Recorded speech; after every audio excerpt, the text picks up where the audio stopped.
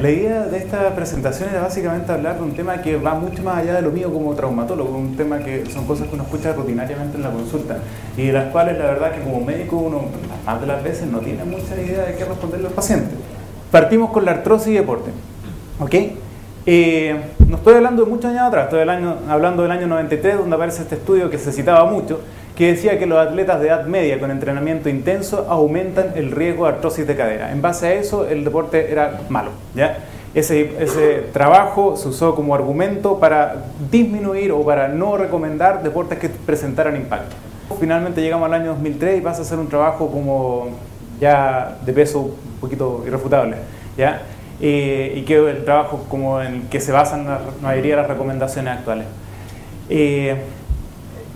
Resulta que, de acuerdo a estos autores, si no hay un antecedente de lesión y la función neuromuscular es normal, el deporte no aumenta el riesgo de artrosis, incluso cuando se realice por periodos largos. Pero algunos deportes se asocian a un aumento del riesgo de lesiones, particularmente en rodillas, donde tenía más peso esta recomendación. Los deportes más asociados eran los deportes en cancha, particularmente con elementos de alta adherencia, particularmente voleibol, fútbol, rugby, ¿ok? Cuando hay una lesión de rodilla y se realiza deporte, particularmente la mantención de este tipo de deporte, aumenta el riesgo de artrosis, ¿ok? Ahora, ante lesión, el tratamiento precoz de su lesión deportiva articular disminuye el riesgo de nuevas lesiones y el riesgo de osteoartritis. Conclusión, las rodillas y articulaciones sanas parece que no se gastan con deporte, ¿ya? Aunque se practique por periodos largos. Pero ojo con articulaciones que ya están dañadas y que el paciente quiere mantener deportes, particularmente estos deportes que mencionábamos. En ellos la indicación tiene que ser más acotada, más específica e individualizada. Cambiamos de página y nos vamos a otro tema. El tema de la vejez del deportista mayor, donde hay muchos mitos. Yo particularmente me voy a centrar en dos como grandes preguntas a las que uno se ve sometido al momento que prescribe deporte en este grupo etario. Primero, la mayoría de los pacientes preguntan, bueno, pero si usted me está mandando a hacer deporte, me indicaron a hacer deporte y no he hecho deporte, entonces tengo osteoporosis, ¿cuál es mi riesgo de fractura? O sea, ¿cuál es mi riesgo de lesión? ¿Ok? Y lo segundo, ¿vale la pena? O sea, por ejemplo, el caso que mencionaban antes, tener un paciente sarcopénico de 65 años con unos muslos y una musculatura pésima, ¿ya? ¿Vale la pena entrenarlo? ¿Una pelea perdida? ¿Ok? El tema de la osteoporosis. En los hombres, mayores de 40 años perderían masa ósea a un ritmo de 0,5 a 0,75 por año. En el caso de las mujeres, los números son mucho peores, con hasta un 3% tras la menopausia. En el caso de las mujeres que tuvieron un pasado atlético, uno podría pensar que están un poco más protegidas. No, al revés, exactamente lo contrario. Debido a la menarquia tardía, la óligo y la amenorrea, están en mucho mayor riesgo de presentar osteoporosis. Ahora, el deporte mejora el grosor, la resistencia ósea, pero hay que ser cuidadoso, especialmente con los cambios de actividad. Ahora, ¿cuáles son las lesiones del deportista mayor? Las lesiones que presentan los pacientes deportistas mayores son principalmente, pese a la osteoporosis, a los desbalances musculares y aparente fragilidad, la verdad es que se fracturan poco. Mucho menos que los jóvenes, serían menos enérgicos, menos agresivos en sus conductas de juego, más cautos y evidentemente son más experimentados la mayoría en sus disciplinas. La mayoría de los futbolistas, por ejemplo, que siguen jugando fútbol a edades mayores son personas que llevan muchos años jugando, se la saben por libros, se la saben bien, ¿ok? Comparando pacientes para deportes similares de cancha, los pacientes mayores se lesionan menos de fracturas que los pacientes jóvenes. Ahora, las lesiones por sobreuso, ese es el problema en el deportista mayor. Acá las lesiones que predominan son predominantemente lesiones tendíneas, ¿ya? Y lesiones musculares, pero básicamente en la esfera del sobreuso. Hasta un 70% de las lesiones totales en los pacientes mayores de 60 años son por sobreuso versus un 41% en los grupos etarios más jóvenes, ¿ok? Y lamentablemente la recuperación en este grupo de lesiones puede llegar a ser extremadamente lento, hasta 2 años en un 20%.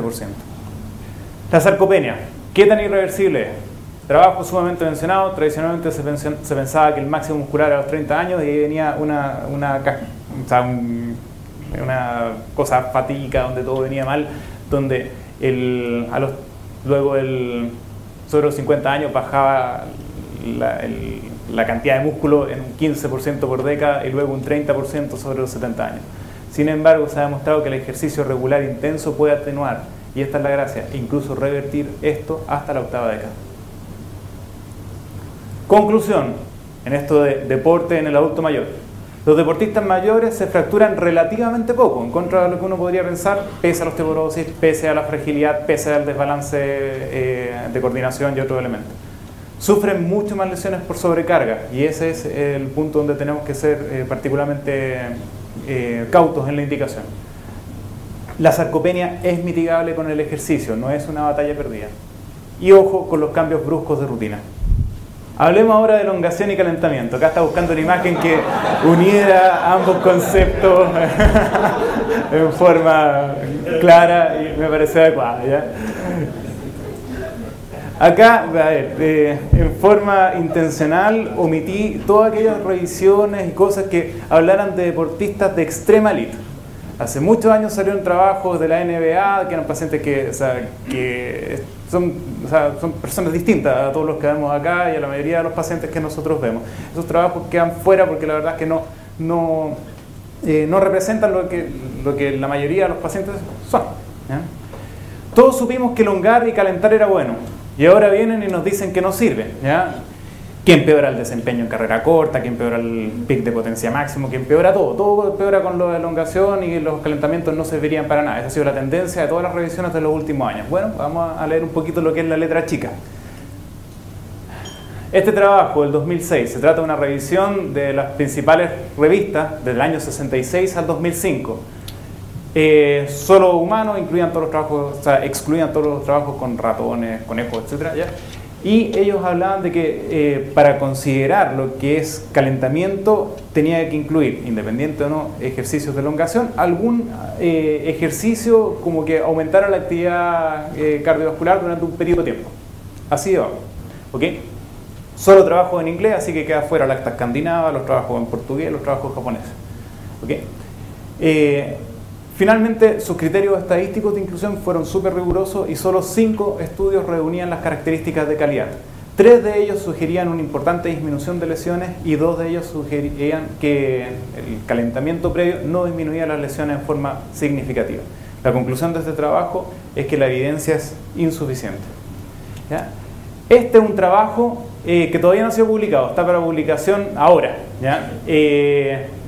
La fecha ya pasó, pero todavía no se lo ha publicado, ¿ya? Se trata de un trabajo con un N gigantesco, 2.729 trotadores que como criterio de inclusión tenían que fueran más de 10 millas a la semana. Los dividieron 50%, si había alguno que por ejemplo privilegiara o que ya estuviera elongando previo al trote, ya lo metían dentro del grupo adecuado, no lo cambiaban de grupo, no espontáneamente por lo menos, ¿ok? Y lo dividieron 50 y 50 y ellos encontraron que la elongación no alteró para nada el riesgo de lesión, ¿ok?